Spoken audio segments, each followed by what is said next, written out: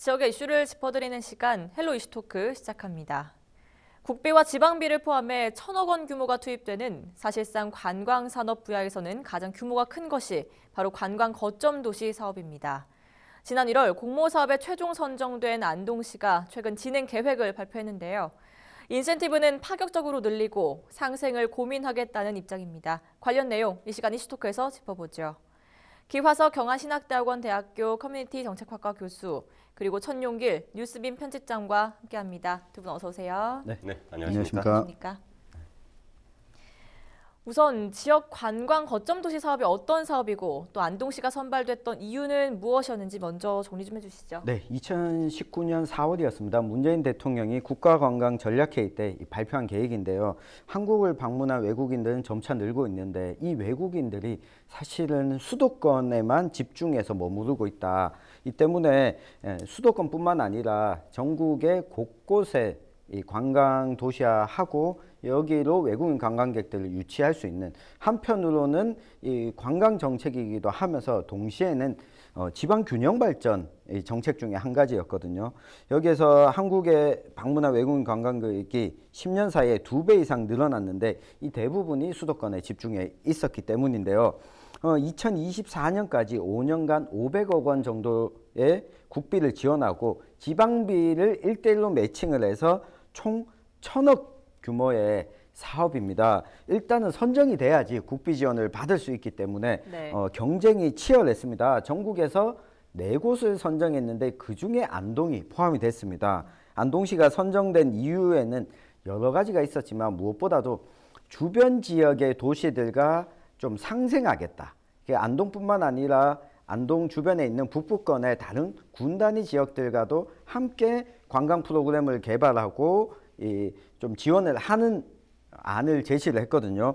이게 다른 지역보다도 훨씬 좀 장점으로 부각이 됐었고요. 또 한 가지가 2010년에 화해마을을 시작으로 2015년에는 유교 책판, 2018년에는 봉정사, 19년에는 도산서원, 병산서원까지 유네스코 세계문화유산에 등재가 되면서 세계적으로 외국인 관광객들을 유치하기 좋은 조건에 있었다라고 하는 점도 이 선정 당시의 장점 중 한 가지였습니다. 물론 이 안동시 말고도 경북에서는 경주나 뭐 포항 같은 것도 신청을 했지만 탈락하게 됐는데 여기에서 상대적으로 그동안 이 개발이 조금 뒤처졌던 곳을 좀 지원해서 관광 거점화 하겠다라는 점 때문에 안동시가 선정이 됐습니다. 네. 2020년도는 대구 경북 관광의 해였죠. 이 대구 경북 관광의 해를 맞이하자마자 결정된 사업이었기 때문에 아무래도 시너지 효과가 있을 것으로 기대를 했었습니다. 지금 관광 거점 도시 사업 카드를 꺼내게 된 이유는 뭐라고 보시나요? 네, 뭐 여러 가지가 있습니다만 무엇보다도 코로나죠. 네. 지금 코로나19 사태로 인해서 실제로 이제 몇 가지 그 설문조사 결과의 통계 수치를 좀 보면 이 사업을 지금이라도 좀 빨리 해야 된다는 생각이 들 겁니다. 가장 우선적으로 최근에 이 직장인들의 그 온라인 커뮤니티 사이트를 통해서 여론조사를 해봤더니 한 1,023명 정도를 대상으로 조사를 해봤더니 올 여름 휴가 계획에 대해서 조사를 했더니 무려 72.6%가 아직 휴가 일정도 못 잡았다. 네. 그리고 31.9%는 2020년 올해 여름 휴가는 아예 포기했다. 이런 상황입니다. 그리고 또 하나는 또 이 여행과 관련된 온라인 커뮤니티의 여론들을 보면 대구 경북 지역의 경우, 특히 이제 대구의 경우는 보면 이제 수성못은 대구 시내에 있는 겁니다. 그리고 이제 강정보, 사대강이 이제 보가 있는데 거기 좀 볼거리가 있고 경치도 좋아요. 거기 해봐도 대구의 조금 외곽지 이런 가까운 정도에 갔다 오겠다. 그리고 좀 간다고 해봐야 국내에는 뭐 제주도 정도 가겠다라는 정도가 이제 대부분 다 이제 자기들 생각입니다. 이러다 보니까 이제 한국관광공사 또 이제 19,000여 명 정도를 대상으로 해서 조사를 해봤더니 사람이 많이 몰리지 않는 곳을 가겠다. 그리고 뭐 혼자 갔다 오겠다든지 아주 소모임으로 작은 그룹으로 갔다 오겠다가 그건 뭐 절반을 차지하는 그런 분위기입니다. 이러다 보니까 어떻게 되겠습니까? 관광업계와 그야말로 버스업계는 거의 뭐 도산이죠. 뭐 사실 많이 도산을 해버렸고요 지금.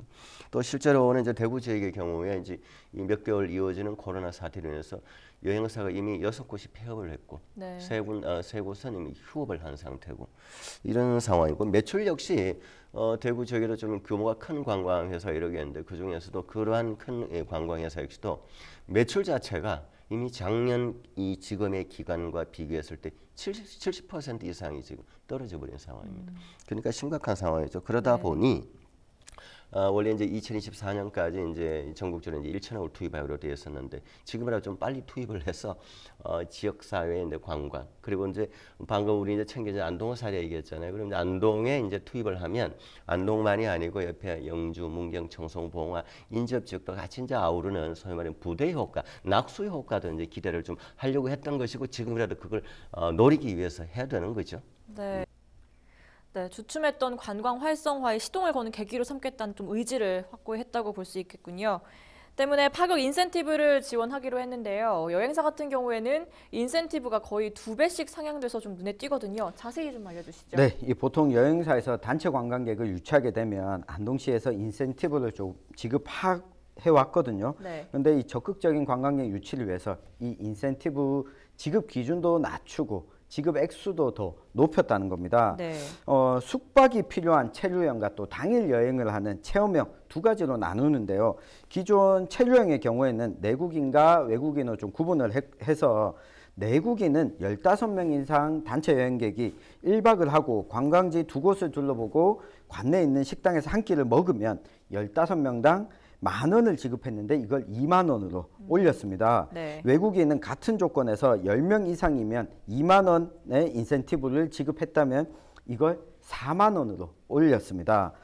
만약 같은 명수일 경우에 2박 이상을 하게 되면 되고 관광지 3곳 그리고 식사 2끼를 한다면 내국인 유치는 최대 4만 원, 외국인 유치는 5만 원까지 인센티브를 받을 수 있게 된 겁니다. 네. 그리고 숙박을 하지 않는 이 체험형의 경우에는 내국인, 외국인 구분 없이 20명당 인센티브를 지급을 하되 이용액의 30%, 그것도 최대 1인당 5,000원을 지원했다면 이제는 10명 이상만 되면 1인당 10,000원까지 인센티브를 지급하기로 했습니다. 네. 그리고 수학여행단의 버스 임차비를 지원해주는 인센티브도 관내 식당에서 한 끼를 먹고 관광지 2곳만 둘러봐도 10명 이상의 인원인 경우에는 당초 20만 원을 지급했다면 이제는 30만 원을 지급하기로 했습니다. 네, 그렇다면 기차 여행의 경우에는 여행사뿐만 아니라 네일러 역시 인센티브를 받게 된다고요? 네, 먼저 그 여행사가 단체 관광객을 유치를 해서 기차 여행을 하게 하는 그런 프로그램을 이게 하게 되면 이제 그 관광사의 그 보통 내 외국인 다 포함해서 10명 이상이 되면 네. 그 기준으로 이제 2만 원의 이제 인센티브를 주는 것이고 네. 또 이제 코레일의 이제 네일로 프로그램을 통한 기차 여행의 경우는 주로 좀 젊은 친구들이 예년에 많이 이용을 했습니다. 네. 그래서 이제 이게 코레일에서 운영하는 기차 여행 프로그램이다 보니까 주로 이제 역 주변의 게스트하우스 같은 걸 많이 이용해요. 네. 하는데 이제 이게 기존 2만 원에서 2배를 올려서 숙박 할인 쿠폰을 4만 원, 1인당 4만 원씩 지급하겠다. 네. 뭐 상당히 인센티브죠. 네. 그러면 그야말로 아주 좀 저렴한 곳은 숙박료 없이 무료로 이용할 수 있는 정도가 되는 거죠. 네. 그 도시의 첫 이미지를 결정하는 관문마다 조형물이라든지 쉼터를 조성한다는 이야기도 있는데요. 어떤 식으로 조성이 된다는 건가요? 네, 아무래도 이 진입을 할 때 첫인상을 결정하게 되는 관문인데요. 안동이 가진 선배 도시, 정신문화의 수도라는 이미지를 좀 부각시킬 수 있는 관문을 남안동 IC 주변에 조성하기로 했습니다. 네. 이곳 네. 일대를 최근 정비했다고 밝혔는데 남안동 IC 입구에 소형 주차장 그리고 분수 조형물, 육각 정자 등을 만들고 쉼터를 조성해서 운전자들이 쉴 수 있는 공간으로 좀 바꿨고요. 고속도로 출구에는 안동 도착을 알리는 분수 글자 조형물을 설치해서 여름철 관광객을 맞이하기로 했습니다. 또 안동의 영문 글자에는 조명을 추가해서 야간에도 이 조명을 통해서 글자를 볼 수 있도록 좀 바꿨고요. 네. 아마 이 관문을 꾸미는 것은 남안동 IC뿐만 아니라 뭐 서안동, 동안동 이 여러 관문들에 앞으로도 추가적으로 또 설치하지 않을까 이렇게 보여집니다. 네, 그럼 가장 기대되는 변화랄까요? 아무래도 교통의 개선이 아닐까 싶은데요. 안동은 좀 교통이 불편하다는 관광객 인식이 좀 있었던 만큼 이 부분도 좀 개선이 될 전망이죠? 네네, 일단 가시적으로 몇 가지가 개선됐고요. 제가 조금 뒤에 얘기를 하고 네. 먼저 지금 이제 이런 관광 거점 도시와 관련해서 안동시가 이제 교통과 관련해서 시각적인 변화를 주려고 지금 준비하고 있는 게 있습니다. 네. 우리가 뭐 한 번씩 이제 화면에서 보는데 뉴스 방송을 보면 1900년대 초에 이 그 노면 전차 노면 위에 가는 전차를 그걸 본뜬 버스가 있어요. 네. 지금도 유럽이나 미국 같은 관광객은 이용을 많이 하고 있어요. 그 일본도 있고 네. 그 트롤리 버스라는데 네. 그 트롤리 버스를 그 하회마을 그리고 이제 안동에 이제 야경 명소라고 그러면 이제 월영교 네. 한번 가보셨는지 모르겠는데 네, 이제 네. 그 일대에 이제 먼저 투입을 하겠다는 거. 그럼 이 트롤리 버스 자체는 뭐 디자인이라든지 외곽지 모양 자체가 독특하기 때문에 일단 시각적으로 눈에 띄고 그럼 시민들의 이제 이동 수단과 동시에 관광객들에게도 굉장히 이제 흥미를 이제 끌게는 되겠죠. 이런 부분을 하겠다는 것이고 또 하나는 이제 이 먼저 승강장을 좀 앞으로 좀 개조해 나가겠다, 개선해 나가겠다. 버스 승강장 뭐 다 그게 그거였잖아요. 그런데 이제 안동에서는 이제 이번을 계기로 해서 시내 웅부공원이라든지 일부 이제 중심가 쪽에는 승강장을 아주 그 에어컨도 설치해 놓고 네. 그 뭐 공기청정기도 설치해 놓고 네. 또 이제 겨울엔 춥잖아요. 그러면 이제 바닥에 앉는 곳에는 이제 그 온열이 나오도록 이런 이제 그야말로 첨단 이 승강장을 만들겠다라는 것입니다. 네. 그리고 또 하나는 대단히 그 근래 이미 이제 바뀌어진 가시적 변화가 대구와 같은 대도시처럼 버스 안내 정보 시스템이 탑재된 승강장이 다 바뀌었습니다. 네. 그러면 몇 번 버스가 언제 오는지 어디쯤 오고 있다든지 시간이 다 나오는 뭐 이미 대구나 다른 대도시 이미 다 뭐 수년 전부터 만들어져 있는 건데 이렇게 최근에 지금 안동에서 이제 대대적으로 공사를 하고서 정비했습니다. 저도 이용하고 있습니다. 대단히 편리합니다. 네. 이렇게 인센티브도 지금까지와는 다르게 파격적으로 지원을 하고 도시의 첫 이미지를 개선과 교통의 변화까지 다양한 방법으로 접근을 시작하는 건 좋습니다만 이외에도 코로나19가 지속되는 동안에는 새로운 관광 마케팅 전략이 좀 필요하지 않겠습니까? 맞습니다.